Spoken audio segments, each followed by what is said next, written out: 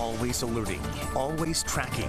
This is Next Weather. We had some rain here, nothing like that, but possibility of maybe some flooding in other spots. We often look like that, right? Have you been to the Dollywood yet? I went there never. once. Oh, I want to jot that down for the bucket list. That looks like a good time. Not today, though, with all that flooding. Now, we had our minor street flooding, but it wasn't anything, significant. We didn't have any flash flooding, thankfully. Now, tomorrow, again, we're looking at some very, prime conditions for additional heavy showers and thunderstorms. Upper 70s right now on our Next Weather radar network. We still have some thunderstorms off towards Bimini, but all you're going to see here, if you're looking along the horizon to the east, are just those lightning flashes. These storms will continue to weaken and really won't do much as they continue kind of meandering there. Still looking at a tropical moisture. We look at this, the mid-levels of the atmosphere, because that tells us what type of thunderstorms will fall as far as, how much rainfall they're able to put down. When you see the purple there, that's, some juice. That is tropical. Now, just to the east, which is where our flow is coming from, we have drier air coming in,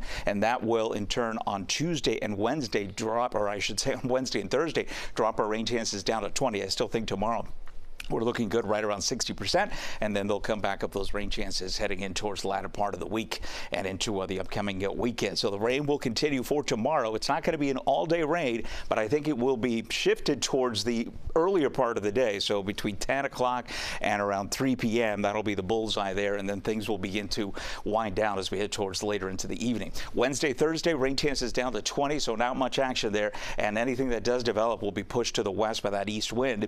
Same deal on Friday, but on Friday we'll replace that drier air mass with something a little more typical for this time of year. And then the weekend's going to all depend on what happens in the tropics with this wave and disturbance that we're going to be following the next few days. I mean, there's just nothing there to track yet, so we don't even have, the spaghetti models that we usually show you. And until we have something that develops, the models really can't lock in on it. So we get this big bubble here from the National Hurricane Center depicting a 50% chance of it developing, but it could be anywhere in that circle there. So that's something we're going to be watching. This is one of our models here. You see a very disorganized system towards Thursday, Friday, and then the models begin to strengthen this a little bit more. We're not talking about anything intense here, but perhaps more like a tropical depression approaching the eastern part of the peninsula, but then making a sharp right turn as the trough begins to dig in and pick this up. But again, this is one of the runs for one of the models. Keep checking back with us, and we'll fine-tune the forecast.